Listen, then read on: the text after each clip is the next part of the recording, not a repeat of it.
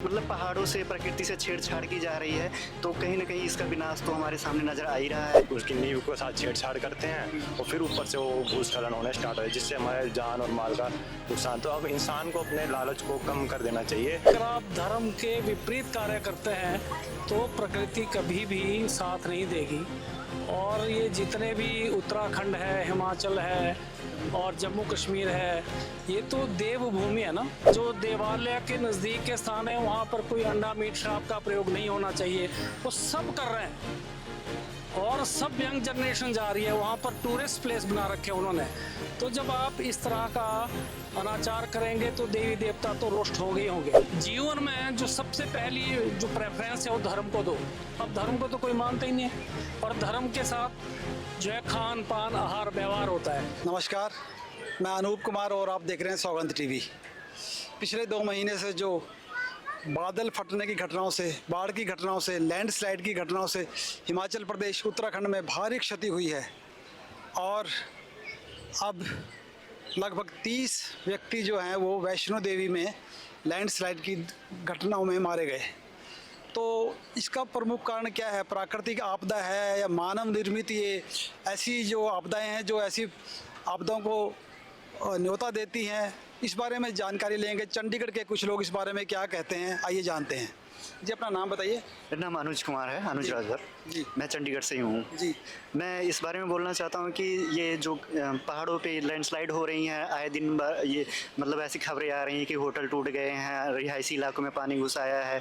इसके लिए मतलब ये क्यों हो रहा है, कैसे हो रहा है, इस पर लोगों को विचार करना चाहिए। हमें ये लगता है कि ये हम जो क्लाइमेट आए दिन मतलब रिपोर्टें आ रही हैं, ग्लोबल वार्मिंग, क्लाइमेट चेंज, इस वजह से अब हम पहाड़ों में जाके मतलब लोग टूरिस्ट प्लेस बना रहे हैं, होटल्स बना रहे हैं, नदी के किनारे होटल्स बना रहे हैं व्यू लेने के लिए कि व्यू अच्छा है, देखेंगे हमारा बिजनेस पर्सपेक्टिव से बिजनेस अच्छा चलेगा, ये है वो। होटल भी बना रहे हैं और भी रोड चौड़ीकरण कर रहे हैं बिना किसी वैज्ञानिक टेक्निक। और मतलब पहाड़ों से प्रकृति से छेड़छाड़ की जा रही है, तो कहीं ना कहीं इसका विनाश तो हमारे सामने नज़र आ ही रहा है। और ये मुझे लगता है अभी तो पहाड़ी इलाकों में ही है, और आने वाले समय में कहीं ऐसा ना हो कि ये प्लेन एरियाज़ में भी धीरे धीरे आने लगे। आपका क्या नाम है? मेरा नाम प्रदीप शर्मा है और मैं चंडीगढ़ से निवासी हूँ। मेरा इसके बारे में ये कहना है, जो हम नदियों के रास्ते में मकान बना लेते हैं, अपना लालच में आके इंसान ज़मीन पर कब्जा कर लेते हैं, हाँ, निर्माण कार्य कर लेते हैं, और ये नहीं सोचते कि भाई आने वाले टाइम में नदी का रौद्र रूप भी हो सकता है। उस टाइम तो नदी अपने स्लो मोशन में चल रही है, स्लो चल रही है, लेकिन वो अपने रास्ते में कभी भी रौद्र रूप में आ सकती है। लेकिन जब वो रौद्र रूप में आती है तो सब वो उसके आसपास जो निर्माण हुआ होता है तो अपने रास्ते में आने वाली हर चीज़ को बहा के ले आती है। तो उससे क्या है, हमें जान का नुकसान भी होता है, माल का नुकसान भी होता है। फिर हमें बाद में समझ आती है कि भाई ये चीज़ गलत थी। इस तरह आप पीछे देख सकते हो कि कितने भूस्खलन हुए हैं हिमाचल में। लोगों ने पहाड़ों को काट काट के लोग मकान बना रहे हैं, सड़कें चौड़ी कर रहे हैं।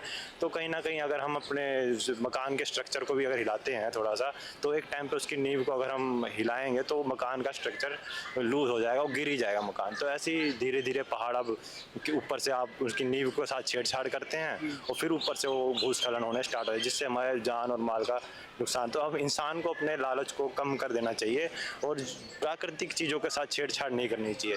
हम पेड़ काट रहे हैं आए दिन, ये कर रहे हैं, अपने लालच में, स्वार्थ में आकर हम ज़मीनों पर कब्जा कर लेते हैं। तो वो चीज़ें हमें नहीं करनी चाहिए, तो जिससे ये चीज़ें रुकेगी। मेरा नाम आचार्य गोपाल दत्त शर्मा है और मैं शिमला से बिलोंग करता हूँ। शिमला के नज़दीक में जुनगा एक जगह है जो कि क्योंठल स्टेट है। तो मैं क्योंठल स्टेट के राजा का पुरोहित हूँ कि यह पहाड़ी इलाकों में इस तरह की परिस्थिति क्यों होती जा रही है। उसके कारण एक ही हमारा तो सबसे पहली चीज़ है धर्म। अगर आप धर्म के अनुसार कार्य करते हैं तो प्रकृति आपका हमेशा साथ देती है, और अगर आप धर्म के विपरीत कार्य करते हैं तो प्रकृति कभी भी साथ नहीं देगी। और ये जितने भी उत्तराखंड है, हिमाचल है और जम्मू कश्मीर है, ये तो देवभूमि है ना। और देवभूमि शब्द किसी अन्य क्षेत्र में नहीं आता। ये शब्द, ये नाम इन पहाड़ी इलाकों को ही दिया गया है क्योंकि यहाँ पर देवता निवास करते हैं। लेकिन अब पहले हमारे घर घर में जो हमारे कुल देवता, कुल देवियाँ थी, उनके साथ जो हमारा एक पूजा पाठ का जो एक नियम था, वो हम नियम अपना नहीं रहे हैं। क्योंकि अगर आपने देवी देवताओं का आशीर्वाद लेना है तो पहले सबसे पहले आपको सात्विक होना है, खान पान ठीक रखना है, अंडा मीट शराब स्मोकिंग का प्रयोग नहीं करना है।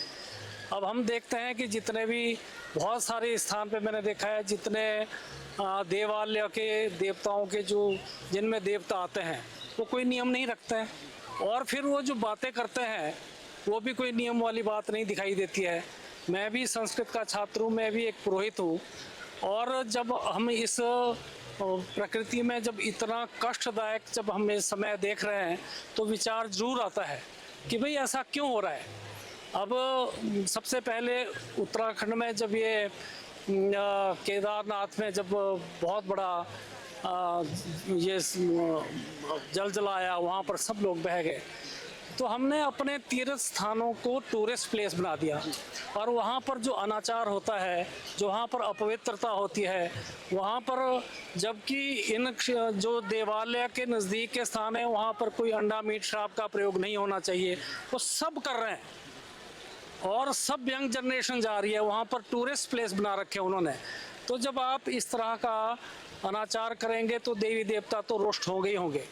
उनकी हमारे देवी देवताओं के साथ कुछ बंधन है, कुछ हमारे नियम है, तो ये प्रकृति ने आपको दिखाना है कि तुम नियम विरुद्ध कार्य कर रहे हैं, और जब आप नियम विरुद्ध कार्य करेंगे तो उसका फल सामने हमें दिखाई दे रहा है। अब जनसंख्या तो बढ़ रही है, घर बनाने होते हैं। हमारे पहले ऐसा होता था कि जैसे कोई दो धारों के बीच में कभी घर नहीं बनाए जाते थे, अब सारे नीचे से ऊपर तक, अब आपने देखा ना कि कैसे बह रहे हैं वो लोग। तो आपको लगता है कंस्ट्रक्शन जो है, कंस्ट्रक्शन भी गलत कर रहे हैं ना, उसका वो भी नियम विरुद्ध है, क्योंकि कोई सोच ही नहीं रहा। वैज्ञानिक आधार है। तो बात यह है कि अगर हम सब लोग सत्यता पे चलेंगे, सच्चाई पे चलेंगे, हमारे पास जो धन है वो हम अनावश्यक धन के लिए कुछ भी कर रहे हैं, और वो ऐसे ही बहेगा, ऐसे ही दिखाई देगा।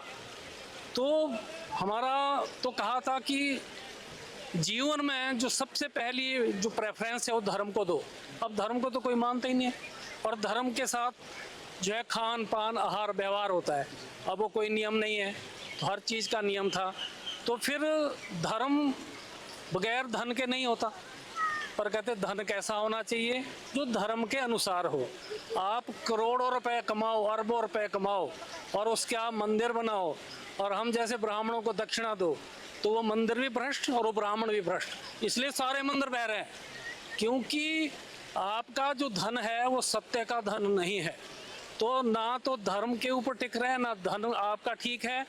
तो ये अनाचार और मुक्ति कहाँ से होगी, ये विडंबना, ये सब चारों तरफ हो रहा है। तो मेरे हिसाब से तो यही है कि हम लोग सजग हो जाएं। बार बार हमारे देवी देवता हमारे को आदेश दे रहे हैं कि तुम ठीक ढंग से काम करो, चेतावनी है। वीडियो जर्नलिस्ट संतांशु शर्मा के साथ मैं अनूप कुमार, सौगंध टीवी चंडीगढ़। आप देख रहे हैं सौगंध टीवी, सौगंध वतन की।